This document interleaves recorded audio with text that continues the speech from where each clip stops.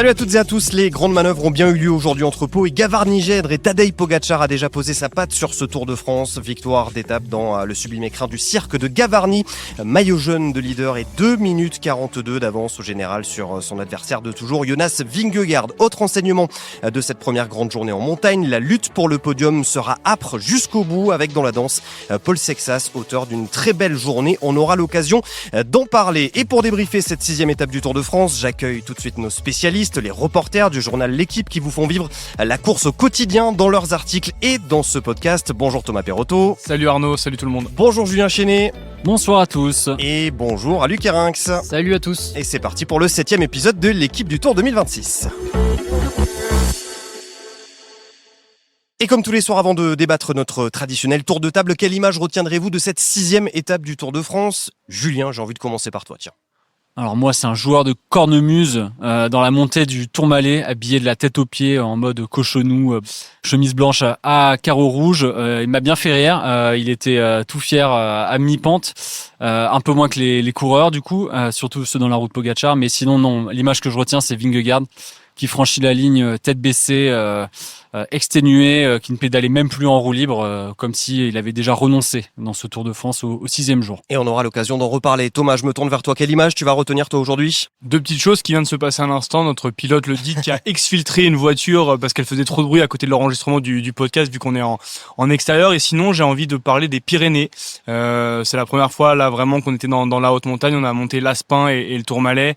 C'est une vue absolument magnifique. Moi qui suis un petit gamin de la Haute-Savoie, des Alpes, je dois dire que les Pyrénées, c'est quelque chose aussi. Et nous sommes arrivés pour la première fois en bas du cirque de Gavarnie. On vous le conseille fortement. Luc, quelle image tu as envie de retenir toi aujourd'hui ? Je retiens l'excellente humeur de Tadej Pogačar en conférence de presse. Alors il avait des raisons d'être heureux ce soir, mais c'est pas toujours le cas. On avait beaucoup parlé de sa lassitude justement l'an dernier, du fait du protocole de revenir tous les soirs. Et là ce soir il était vraiment très bavard et c'était même très intéressant. Et j'abonde dans ton sens parce qu'au-delà de l'intérêt de ce qu'il racontait en conférence de presse, on l'a vu aussi très joyeux sur le podium. Vraiment, voilà, il a levé les bras comme ça, il a serré les poings à plusieurs reprises. En tout cas, il avait décidé de saper le moral de la concurrence en attaquant de loin aujourd'hui. Il a frappé un grand coup. Tadej Pogačar a remporté sa 23e victoire d'étape sur le Tour de France au terme d'un raid en solitaire de plus de 40 km. C'est quand même assez rare pour être signalé, en tout cas sur le Tour de France pour Tadej Pogačar. Il prend également le maillot jaune, la 56e fois qu'il reçoit ce maillot de leader sur le Tour. Il n'avait presque pas le choix, on a envie de dire, Thomas, aujourd'hui, pour creuser des écarts, que d'attaquer de loin. Justement, je le disais, c'est rare de le voir attaquer d'aussi loin. Là, aujourd'hui, c'était un tracé fait pour, parce que la dernière montée vers Gavarnie, elle n'était pas assez sélective.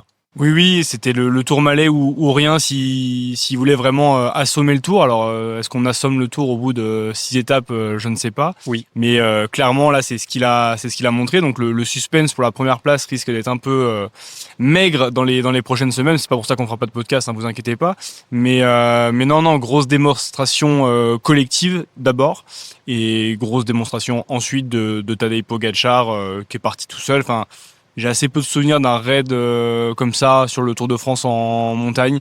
On l'a vu faire sur des classiques, même d'autres coureurs et surtout Pogačar. Mais là, sur une étape de montagne, partir de si loin alors qu'il restait un col hors catégorie et la montée finale, impressionnant. Julien, je te donne la parole là-dessus, après je la donnerai à Luc, puisque manifestement lui il pense que le tour est plié ou presque plié. Qu'est-ce que tu as pensé aujourd'hui de la performance de Tadej Pogačar ? Il fallait s'y attendre. C'est quand même toujours une performance d'attaquer d'aussi loin et de parvenir à ses fins comme ça, surtout avec 2 minutes 40 d'avance à la fin, quoi. C'est à la fois ce qu'on attendait et ce qu'on redoutait, qu'ils mettent une claque dès la première arrivée au sommet, dans le Tourmalet, avec ce vent de dos, ce train UAE qui a été une nouvelle fois hyper impressionnant.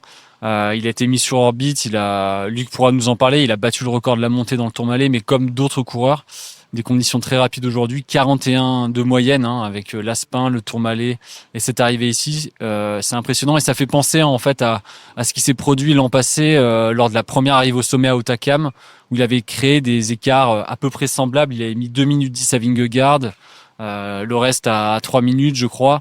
Et le tour était déjà plié, sauf que là on était à la 12e étape et aujourd'hui on est qu'au 6e jour de course.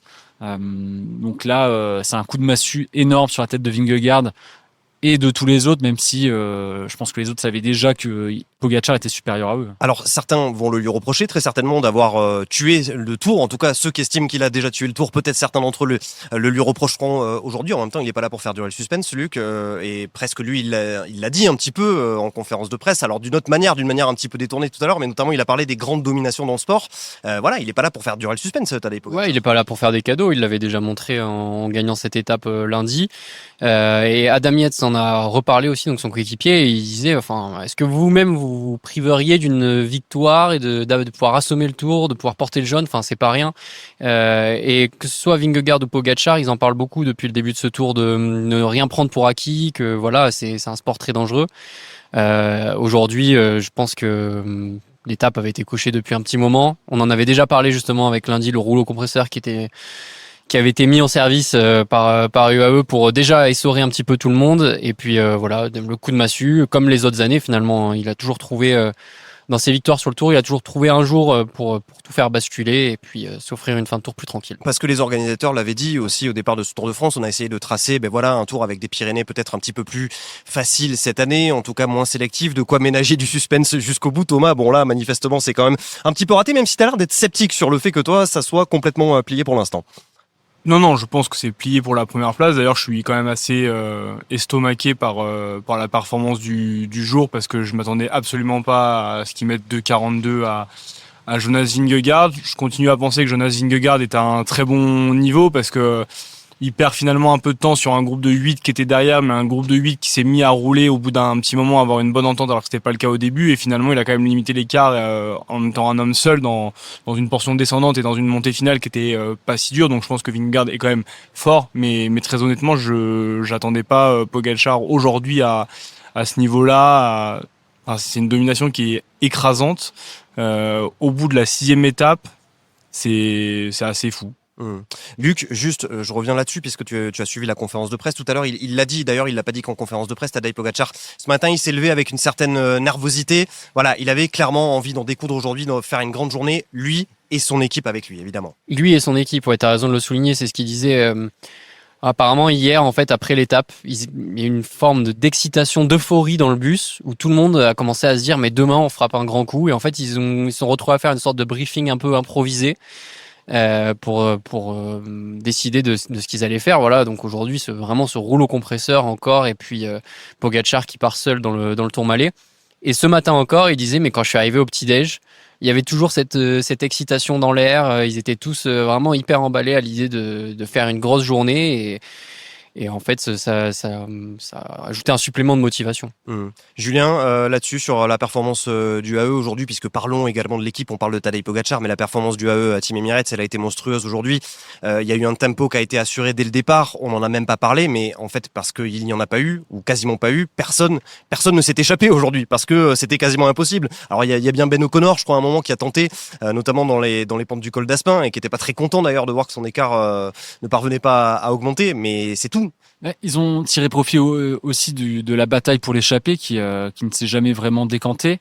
Et puis ils ont mis très vite effectivement Florian Vermeersch à rouler, et puis Nils Politt. Et ensuite, là où ils ont été ultra impressionnants, c'est dans l'approche du Tourmalet, où McNulty il fait un relais après Großschartner.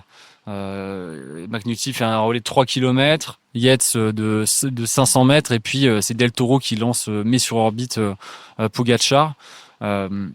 Et je me suis même demandé à un moment si le plan c'était pas que Del Toro et Pogačar filent tous les deux.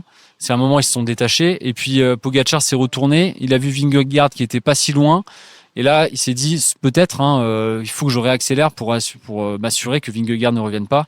Et ça a sonné le glas des chances de Del Toro de rester avec son leader. Mais peut-être qu'avec ce long faux plat vers l'arrivée, l'idée c'était peut-être d'arriver avec Del Toro pour profiter d'un soutien dans cette portion assez roulante. Luc, il y a bien eu une échappée au début, puisque Campenard s'est parti avec Pedersen, ils ont eu un peu plus d'1 minute d'avance.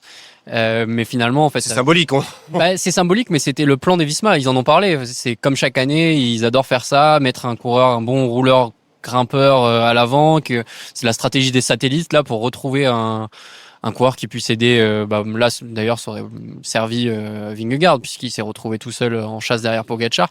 Mais cette stratégie a été réduite à néant parce qu'il y avait juste rien à faire face au boulot des UAE aujourd'hui. Et c'est aussi la présence de Mats Pedersen devant qui a aussi embêté les autres équipes parce que vu qu'il allait chercher les points pour le sprint intermédiaire, ça a forcé les autres équipes à rouler un petit peu sur lui, notamment je crois que c'est Soudal qui s'est mis un peu devant à un moment, Alpecin aussi. NSN aussi. NSN, ouais. Alors que on peut penser que si jamais Mats Pedersen n'avait pas été dans cette échappée, on aurait pu voir un groupe de 10-15 coureurs passer l'Aspin en tête et potentiellement commencer le Tourmalet aussi. C'est Nicolas Prodhomme de Decathlon CMA CGM qui disait ça à l'arrivée, que le plan ce matin dans le car, c'était d'envoyer quelqu'un, comme tu l'as dit, en satellite, mais que Mats Pedersen a un peu faussé la stratégie de pas mal d'équipes.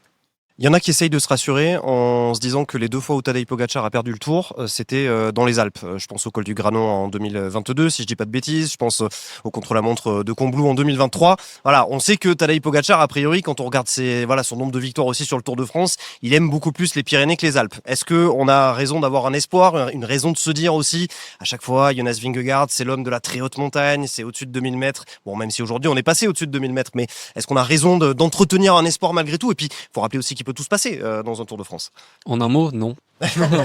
Non, l'homme de la très haute montagne aujourd'hui, c'était Pogačar. Et d'ailleurs, Vingegaard maintient l'écart jusqu'à 2 km du sommet, puis il s'effondre. Oui. Parce que c'était trop long pour lui à ce rythme-là. Il s'effondre pas tout à fait. En fait, je trouve que l'écart, il est resté pendant 2 km aller à 10 secondes.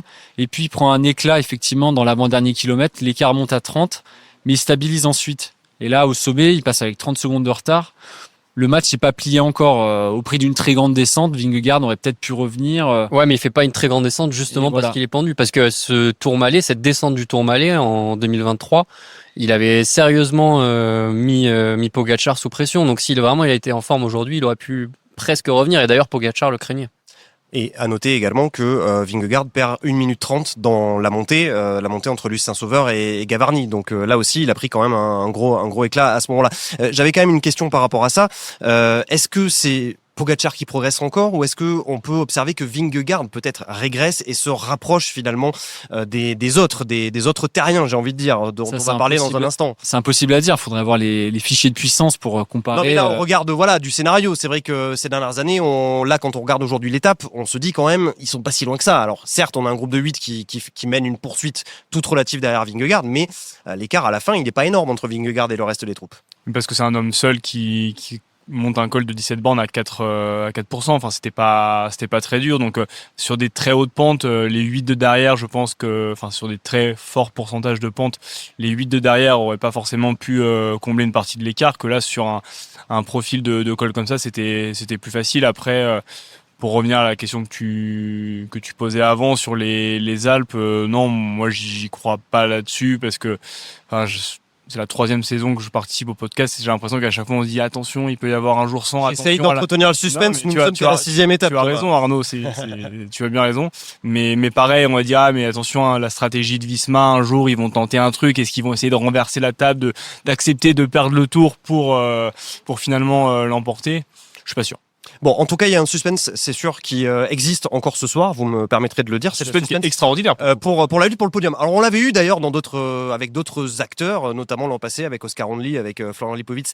L'an passé, on l'a cette année, notamment avec Isaac Del Toro, qui est actuellement 3e à 3,27. On a Remco Evenepoel, 4e à 3,30. On a Juan Ayuso à 3,34 et on a Paul Sexas à 3,55. Je mets même Lipovitz à 4 minutes. Martinez, on en parlera peut-être un petit peu plus tard, qui lui aussi est à 4 minutes 20, mais peut-être qu'il y aura d'autres chats à fouetter pendant ce Tour de France. Cette lutte, elle est extraordinaire. Je vous laisse en parler parce que franchement, on va avoir un suspense de dingue. J'ai rien contre Oscar Onley et Florian Lipovitz, mais la lutte pour le podium cette année me semble quand même 10 fois plus excitante. Déjà, il y a plus de monde. Il y a plus de monde. Peut-être plus de place aussi. Est-ce que la 2e place de Vingegaard, à un moment, elle va être en danger? Je pense pas. Mais en tout cas, aujourd'hui... Tu viens de me dire que non. Non. Non, comment ça je pensais non, la 2e place. Oui, non, mais moi, je suis d'accord avec toi. Je pense que Vingegaard gardera sa 2e place. Mais aujourd'hui, si on regarde chronométriquement parlant, la 2e place, elle est pas si loin pour des mecs comme Isaac Del Toro. C'est atteignable encore. Voilà, c'est atteignable. Donc on va dire qu'il y a 6-7 mecs pour 2 places. Je pense que c'est surtout la 3e marche du podium qui sera excitante. Mais oui, avec un coureur comme Del Toro, parce que je suis persuadé que UAE veut faire le doublé ou en tout cas mettre 2 hommes sur le podium sur les Champs-Élysées et un garçon comme Paul Sexas dans qu'on dit qu'en 3e semaine, on sait pas trop ce qu'il vaut. Ouais, ça s'annonce passionnant. Luc? Ouais, ça va être exceptionnel parce que je pense même que ça peut se décider jusqu'à l'avant-dernière journée à l'Alpe d'Huez. On a vraiment des profils et des personnalités très différentes. On peut imaginer Lipovic qui va être peut-être dominateur en haute montagne, c'est ce que ça suggérait aujourd'hui, mais ça va être kiff-kiff avec Sexas. Evenepoel qui est meilleur en contre-la-montre, donc déjà aussi cette stratégie à deux têtes chez Red Bull, ça va peser. Ayuso qui a dit qu'il était dans un mauvais jour aujourd'hui et qui finit quand même dans ce groupe-là. Franchement, c'est juste hyper excitant. Il y en a un qui a rassuré quand même, c'est Remco Evenepoel. On s'interrogeait sur sa capacité à supporter la haute montagne après son début de saison qui a été quand même assez inquiétant. En montagne, il était largué très rapidement quand ça grimpait.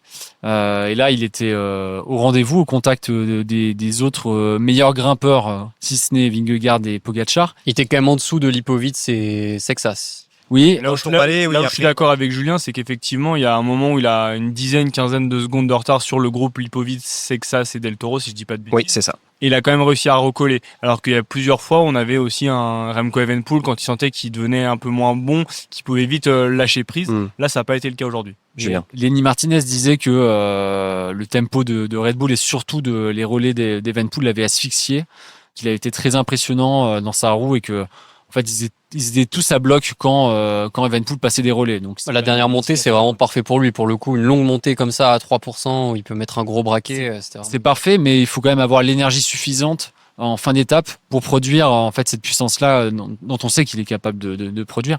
Mais après le Tourmalet et tout ça, je pense c'est un indicateur de forme et de fraîcheur qui est intéressant pour la suite. Bon, il y a un garçon quand même dont j'ai envie de parler et je suis sûr que vous aurez envie d'en parler parce qu'il pointe à 28 secondes ce soir du podium, 6e du classement général, il termine 5e de l'étape. C'était son premier test grandeur nature, en tout cas sur le Tour de France évidemment, il avait déjà passé de grandes étapes de montagne, mais sur le Tour en tout cas on l'attendait forcément. Il était attendu également par le grand public, par les suiveurs, c'est Paul Sexas. C'était quoi sa réaction ce soir? Il semblait quand même très très satisfait d'avoir réalisé cette performance aujourd'hui, Thomas. Ouais, la phrase qu'il a dit, c'était assez drôle. C'était, je crois que j'étais plutôt pas mal. Je pense que ça cachait quand même derrière un côté. J'ai répondu présent et je suis content de ce que j'ai fait. Il bascule 3e au sommet du Tourmalet derrière Pogačar et Vingegaard et ça c'est pas rien. Après voilà, le groupe de derrière est revenu donc il se joue la 3e place à 8. Lui il a regretté a priori Sepkus qui a fait un peu n'importe quoi dans le sprint final, qui le bloque un peu et du coup il peut pas aller chercher la 3e place à Del Toro. Donc petite déception peut-être de pas monter sur le podium de sa première grande étape de montagne, mais voilà on voulait avoir certaines réponses sur Paul Sexas en haute montagne et je pense qu'on les a. J'ai l'impression aussi qu'il en garde un peu sous la pédale. Donc il est dans le match, voilà. C'était pas une interrogation, mais après sa chute, tout ça, bon, il y avait des premiers indices qui étaient positifs en début de tour, mais là, on a la preuve concrète qui peut se mêler à la lutte pour un top 5, voire un podium. Moi, j'ai beaucoup aimé sa gestion de l'effort, qui s'inscrit parfaitement dans ce qu'il avait annoncé, c'est-à-dire que quand Pogačar est parti, il a essayé de suivre, voilà, il a voulu se tester un petit peu quand même. Il est allé à la limite, et puis bon, ça le fait pas, c'est pas grave. J'ai appris, au moins, je vois ce que c'est, je vois la différence qui me reste, et maintenant je gère pour viser le podium. J'ai eu un peu peur qu'il se crame aussi à rester derrière Vingegaard à un moment, parce qu'on le voyait un peu grimaçant, et je pense que pareil, il s'est dit bon, Jonas, c'est pas mon. Mais au moins, il a essayé, très intelligent là-dessus, t'as raison. Ça en fait un candidat crédible au podium aujourd'hui. Alors même si on est encore tôt dans le Tour de France, est-ce qu'on peut d'ores et déjà le dire? Est-ce que on suppose évidemment qu'il est très surveillé par ses adversaires, mais est-ce qu'on s'enflamme à dire que voilà, Paul Sexas à 28 secondes aujourd'hui de Del Toro peut terminer sur le podium du Tour de France, ou est-ce qu'on est dans le juste? Il est dans le bon wagon en tout cas. Après ce wagon-là, il va s'affiner, il va perdre des éléments en cours de route. Pour l'instant, il fait partie des 5-6 coureurs en capacité de finir sur le podium. Juste un petit mot sur son équipe, parce qu'on a peut-être une petite déception aujourd'hui avec Ricky Tello, notamment, qui a été très rapidement lâché. Il fait pas un bon début de Tour de France. Thomas, le coéquipier de Paul Sexas, c'est supposé quand même être l'un de ses lieutenants en montagne. Ouais, tout à fait. Pour l'instant, on l'a pas vu. Alors son équipe dit qu'il est pas très bien, qu'il est mal rentré dans son tour et qu'il l'attend surtout sur la 3e semaine. Donc bon, c'est facile de dire ça aujourd'hui quand il est pas bien. Donc il faudra voir dans les Alpes. Nicolas Prodhomme l'a accompagné un petit moment, mais à 8 bornes du sommet, Paul Sexas, 8 bornes de sommet du Tourmalet. Paul Sexas était tout seul, donc oui, un peu de déception là-dessus. Et en même temps, quand je regarde la composition du groupe à 8 km du Tourmalet, à part Pogačar qui avait Del Toro derrière, à part Lipovic et Remco Evenepoel, les leaders n'avaient pas forcément. Ayuso avait peut-être Skelmose, ouais. Oui, Ayuso avait Skelmose, mais Skelmose est sur le papier meilleur que les équipiers supposés de Paul Sexas en montagne. Moi, j'ai envie de dire que c'est pas grave finalement. Quand on voit la façon dont la course se décante, alors peut-être que ça sera pas toutes les étapes de montagne comme aujourd'hui parce que Pogačar a déjà creusé l'écart, mais quand on voit que ça se décante de cette façon, qu'on est vraiment en 1 contre 1 contre 1 contre 1, bah, finalement, ça change pas grand-chose. Je suis assez persuadé que Paul Sexas, il a besoin d'être sur le plat, d'être protégé du vent, d'avoir des coéquipiers assez attentifs si jamais il y a un coup de bordure ou quelque chose, qu'on arrive à le placer correctement au pied du col. Et dès que ça commence à grimper, franchement, c'est lui et personne d'autre. Oui, et puis même dans le Tourmalet, je trouvais que parfois il se mettait un peu sur le côté du groupe, où on avait l'impression qu'il savait pas quelle roue prendre, celle de Lipovic ou celle d'Evenepoel. Et il prenait un peu de vent. Bon, certes, c'est pas aussi préjudiciable que sur le plat à 50 à l'heure, mais quand même quand ça roule à 25 à l'heure, il y a quand même quelques watts qui se perdent. Qui était favorable. Le vent était favorable, donc c'était moins gênant. Du coup, mais si on a un équipier avec soi, au moins, il est dans son sillage et il n'y a pas ces petits watts de perdu. Bon, on referme ce petit chapitre Paul Sexas. On va en ouvrir un sur un autre Français qui est dans le top 10 ce soir. C'est Lenny Martinez qui est 8e au classement général. Il a près de 3 minutes d'avance sur la 10e place. C'était pas forcément son objectif initial, Lenny Martinez, de viser le classement général. Lui, on lui avait plutôt prêté l'intention de jouer le maillot à poids. Il l'avait d'ailleurs laissé largement transparaître. Finalement, il a 3 minutes d'avance sur la 10e place. Il doit être bien embêté quand même ce soir, Lenny Martinez, parce que ça, les gens me répondent bien. Bah, je crois qu'il navigue entre ces deux objectifs. Il a reconnu après l'arrivée que effectivement, il joue sur les deux tableaux, les poids et le général. Mais son premier réflexe, j'étais un peu après la ligne au niveau des voitures des assistants et je l'ai croisé. Il disait mais est-ce que j'ai le maillot à poids ou pas ce soir? Donc, je pense que c'est vraiment sa préoccupation principale. Mais comme il l'a dit aussi, si Pogačar vient être trop dominant et ce maillot à poids inaccessible, il va switcher et se focus, je pense, sur le général, voire une étape. Il a déjà 12 points de retard sur Pogačar qui est premier et Vingegaard aussi qui s'est intercalé entre lui et Pogačar. J'avoue que c'est assez surprenant, assez illisible comme scénario de course pour Lenny Martinez. Enfin, soit tu joues le général, soit tu joues le classement à poids, mais là il est vraiment dans une situation qui va le perturber parce que on va pas laisser Lenny Martinez partir dans une échappée qui aurait un quart d'heure d'avance sur une étape à 5 ou 6 cols. Donc du coup il va se retrouver piégé à devoir rester avec les favoris, et s'il reste avec les favoris, c'est pas lui qui va aller chercher des points devant Pogačar et devant Vingegaard. Est-ce que c'est peut-être la bonne année aussi pour se tester pour un classement général? Est-ce qu'on peut imaginer Lenny Martinez dans les années à venir essayer justement de jouer le classement général? Ça reste sa volonté a priori. Dans les années à venir, oui, mais pas cette année. Mais est-ce que ça peut se permettre est-ce que ça peut lui permettre de se tester les jambes un petit peu? C'est moins une question de volonté que de capacité. Ce qu'il a dit, il est assez irrégulier encore. Et là, il avait plutôt des jambes OK aujourd'hui. Mais en cas de journée un peu moins bien, il sait qu'il va prendre un tir. Et là, du coup, le général, c'est terminé. De toute façon, qu'est-ce qu'il avait de mieux à faire ces derniers jours, puisque aucune échappée. Se relever après avoir pris les points du Tourmalet. Ouais, mais bon, d'un autre côté, ça lui permet de se tester, ça lui permet de garder un autre enjeu si potentiellement la lutte pour le maillot à poids. Il y avait des points à chercher à Gavernier. Hein. Pour la 3e place, il y avait 2 points à prendre. Donc ça, il y avait l'intérêt de poursuivre cet effort. Et il était tellement cramé qu'il n'a pas pu faire le sprint à la fin. Un tout dernier mot, puisque ça a été l'une des images du jour, également Thorstein Tran, je vais arriver. Tran. Je parle pas encore très bien le norvégien, décidément j'ai du mal. Donc il a chuté plus sérieusement dans la descente du col du Tourmalet. Alors il a pu se relever, il a quand même passé un protocole commotion. Voilà, il était maillot jaune, on s'était posé la question hier de savoir s'il pourrait le garder. Rapidement on a compris que ça ne serait pas le cas, mais surtout on n'aime pas voir le maillot jaune partir au tapis. Mais certains qui ont dit qu'il le garderait au moins jusqu'en la semaine prochaine au plateau de Solaison. Oui, le directeur sportif. C'est moi qui l'ai dit. Tu l'as dit. Ah, ok. Je croyais que tu me balançais. Mais ouais, il a sauté rapidement à 10,5 km du sommet, autant être précis, qui restait une quarantaine de coureurs.